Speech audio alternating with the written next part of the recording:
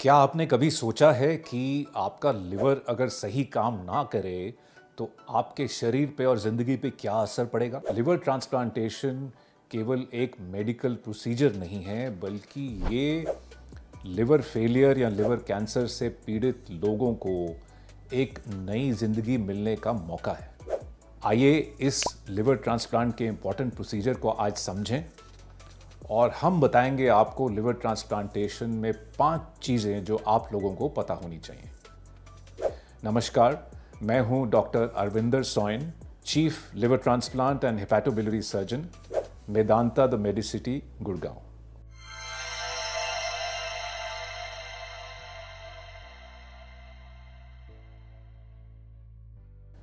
Liver transplantation क्या होता है? लिवर ट्रांसप्लांट है एक सर्जरी जो एक लिवर फेलियर या लिवर कैंसर से पीड़ित मरीज करवाते हैं जब कोई और चारा नहीं बचता है, दवाइयाँ काम नहीं करती हैं और उसमें उनका लिवर 70 से 80% से ज़्यादा ख़राब हो जाता है और उसको हम सर्जन लोग पूरा निकाल कर एक नया लिवर लगाते हैं, उसको ही लिवर ट्रांसप्लांट बोलते हैं। अब लिवर ट्रांसप्लांट कब ज़रूरी हो जाता है? जब लिवर फेलियर हो जाए और उसमें कुछ सिम्टम्स और कुछ डिजीज़ स्कोर्स बढ़ जाएं, यानी कि किसी को जॉन्डिस हो जाए, किसी को ब्लीडिंग हो जाए, पेट में पानी आ जाए, दिमाग में गफलत और ड्राउजीनेस और कन्फ्यूजन आ जाए, तो ये सारे एडवांस लिवर फेलियर के सिम्टम्स और साइंस हैं। और अगर लिवर फंक्शन टेस्ट किए जाएं तो उसमें बिलिरुबिन बढ़ा हुआ मिलेगा, एल्ब्यूमिन कम मिलेगा और PTINR जो होता है, जो ब्लड की क्लॉटिंग टेंडेंसी होती है, वो बढ़ जाता है। और कभी कभी लिवर का इफ़ेक्ट ख़राब होने का दूसरे अंगों पे भी पड़ता है, तो किडनी का क्रिएटिनिन बढ़ जाता है। तो ये सब जब चीज़ें हो जाती हैं और पेट में बहुत पानी आ जाए और इंसान बिल्कुल कमज़ोर हो जाए, तो उसे क्रॉनिक लिवर डिजीज़ बोलते हैं और इस कंडीशन में लिवर ट्रांसप्लांट की ज़रूरत पड़ती है। अब सोचने की बात है, लिवर फेलियर क्यों होता है, किस कारणवश होता है? एडल्ट्स में 4 कारण हैं जिसकी वजह से लिवर खराब होता है। एक है अल्कोहलिक लिवर डिजीज़, दूसरा है non alcoholic fatty liver disease जो कि अनकंट्रोल्ड डायबिटिक्स या उनको जिनका मोटापा बहुत हो या उनके लिपिड लेवल ज़्यादा हो या उनका लाइफस्टाइल पुअर हो, और कुछ होते हैं जिनको फैमिली हिस्ट्री भी होती है इन सब चीज़ों की, तो उनमें non alcoholic fatty liver disease हो जाती है। तो ये दूसरा कारण है। तीसरा कारण है हेपेटाइटिस सी और चौथा है हेपेटाइटिस बी। ये 4 कारण जो हैं, ये 90% लिवर फेलियर के लिए रिस्पॉन्सिबल हैं। तो लिवर फेलियर इसी वजह से होता है।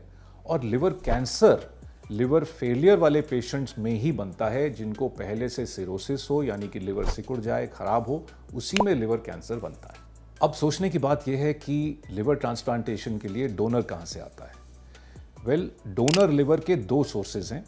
एक मृत्यु के बाद जो अंगदान होता है वो, उसमें 1 से 2 साल वेटिंग की ज़रूरत होती है। और दूसरा, अगर किसी को जल्दी ट्रांसप्लांट की ज़रूरत हो, जो कि 80 to 90% लोग ऐसे ही होते हैं, तो उन्हें अपने परिवार के एक सदस्य से आधा लिवर लेना पड़ता है। उसको बोलते हैं लिविंग डोनर ट्रांसप्लांट। तो 18 से 55 वर्षीय परिवार के सदस्य जो ओवरवेट ना हो और जिनकी ब्लड ग्रुप पेशेंट से मैचिंग हो, वो अपना आधा लिवर सेफली देकर लिवर ट्रांसप्लांटेशन के द्वारा इस तरह के मरीज़ की जान बचा सकते हैं। कई लोग हमसे पूछते हैं कि लिवर ट्रांसप्लांटेशन के बाद लाइफ कैसी चलती है, क्वालिटी ऑफ लाइफ कैसी होती है? देखिए, ऐसा है कि लिवर फेलियर में बहुत सारे प्रॉब्लम्स आते हैं, लेकिन जब लिवर ट्रांसप्लांटेशन सक्सेसफुली हो जाता है तो लिवर फेलियर नहीं रहता है। तो लिवर फेलियर के सब साइन, सिम्टम्स, टेस्ट सब बिल्कुल ठीक हो जाते हैं और लाइफ करीब 1.5 से 2 महीने के बाद बिल्कुल सामान्य तरीके से चलती है। तो सक्सेसफुल लिवर ट्रांसप्लांट के बाद मरीज़ को हम 10 से 15 दिन में डिस्चार्ज कर देते हैं और 2 महीने में उनकी लाइफ बिल्कुल सामान्य ट्रैक पे आ जाती है, नॉर्मल चलती है। उनकी लाइफ एक्सपेक्टेंसी भी नॉर्मल होती है। अगर वो 50 वर्षीय हैं और भगवान ने उनको 90 वर्ष उम्र दी है, तो 40 साल उनका लिवर बिल्कुल नॉर्मल चलता है और नॉर्मल क्वालिटी ऑफ लाइफ भी रहती है। और फाइनली पोस्ट ट्रांसप्लांट केयर क्या होती है, उसमें कैसा खाना खाना चाहिए, उसमें क्या दवाइयाँ दी जाती हैं?